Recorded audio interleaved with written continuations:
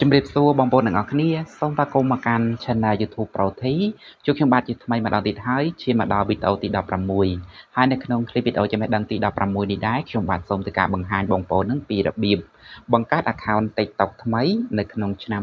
2026នេះហើយសូមធ្វើការបែរកាមេរ៉ាដើម្បីធ្វើការបង្ហាញបងប្អូនលម្អិតនៅលើស្ដាប់ដៃម្ដងនេះតែម្ដងបាទជាដំបូងតម្រូវឲ្យបងប្អូនធ្វើការបាត់ដំឡើងឬក៏ download កម្មវិធី TikTok មកសិនបាទ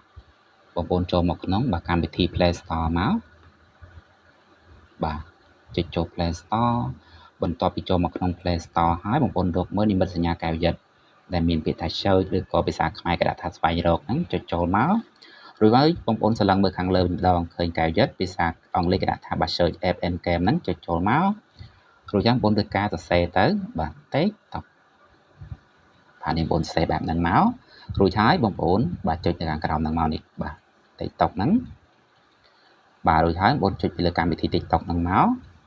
បាទរួចហើយបងប្អូនធ្វើការបាទចុចពាក្យថាបាទ install មកពីនោះភាគរយ load ចាប់ពី 1% ដល់ 100% បងប្អូននឹងឃើញពាក្យថា uninstall ហើយនឹង open ម្ដងនេះបងប្អូនអាចចុចពាក្យថា open ឬក៏បើកយកតែម្ដងក៏បានឬមួយបងប្អូនចេញមករកនៅក្នុងកម្មវិធីទូរស័ព្ទមកនេះបាទចេញរូបរាងបែបហ្នឹងកម្មវិធី TikTok ណាបាទរួចហើយបងប្អូនចុចចូលមកពេលដែលបងប្អូនចូលមកក្នុងកម្មវិធី TikTok បងប្អូនអាចធ្វើការអស់លេងបានធម្មតាគ្រាន់តែថាបងប្អូនអត់ទាន់មានបាទ account TikTok មួយបាទប្រើប្រាស់តខ្លួនទេណាបាទម្ដងនេះបងប្អូនចុចពីលើ profile នេះនៅខាងក្រោមផុតបាទខាងបាទស្ដាំដៃចុចចូលមកបាទរួចហើយបងប្អូនចុចពាក្យថាបាទ login រួចហើយបងប្អូនចុចពាក្យថាបាទ sign up ខាងក្រោមហ្នឹងមក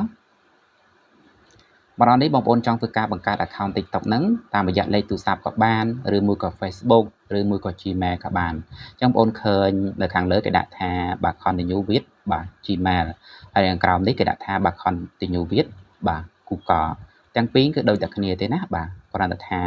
continue with បាទ Google នេះគឺមានន័យថាបងប្អូនមិនបាច់វាយទេបងប្អូនជ្រើសរើសយក Gmail ដែលមានសាប់នៅក្នុងបាទទូរស័ព្ទដៃតែម្ដងបាទសម្រាប់ខ្ញុំចុចយកខាងក្រោមហ្នឹងមក continue with បាទ Google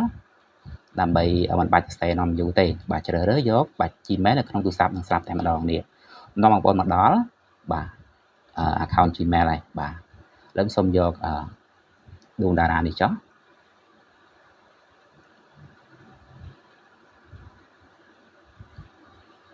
បាទរួចហើយតម្រូវឲ្យបងប្អូនធ្វើការបំពេញថ្ងៃខែឆ្នាំកំណើតណាបាទសូមធ្វើការជ្រើសរើសយកថ្ងៃទី6ហើយឆ្នាំបាទ2006ដែរបាទរួចហើយបងប្អូនចុច continue នៅខាងក្រោមដែលមានអក្សរពណ៌សដោយហុំព័ទ្ធពណ៌ក្រហមហ្នឹងមកបាទពេលនោះកំពុងតែដើរទៅហើយនេះបាទម្ដងនេះបងប្អូនចង់ធ្វើការដាក់ឈ្មោះហ្នឹងដាក់ឈ្មោះអីបងប្អូនចង់ធ្វើការកែខុសពី Gmail ក៏បានដែរណាបាទនេះកន្លែងកែបងប្អូនធ្វើការលុបចេញទៅប៉ុន្តែសម្រាប់ខ្ញុំគឺខ្ញុំបាទដាក់តាម Gmail អញ្ចឹងហើយបងប្អូនចង់ធ្វើការបន្ថែមក៏បានដែរណាបាទឥឡូវខ្ញុំអត់ធ្វើការបន្ថែមឬក៏លុបចេញទេខ្ញុំចុចបាទ continue បន្តទៅមុខទៅបាទដាក់ដួងតារាអញ្ចឹងហើយចុចចូលមកឬមួយក៏ខ្ញុំចង់ធ្វើការបាទកែបែបនេះបាទដាក់ Proti ចុះដក clear មួយមកបាទ Proti បាទរួចហើយចុច continue បាទតែប៉ុណ្្នឹងទៅគឺជោគជ័យហើយបាទ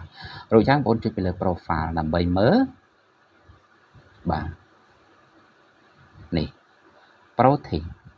បាទអញ្ចឹងបងប្អូនបាន account TikTok មួយហើយរួចចាំបងប្អូនចង់ធ្វើការបាទផុសរូបឬក៏បាទ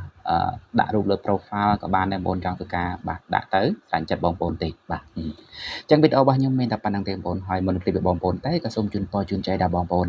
រកទទួលទីមិនបានហើយបើសិនជាការរៀបរាប់បាទរបស់ខ្ញុំមានបាទខុសឆ្គងលើលោកខ្វះខាតtrongចំណុចណា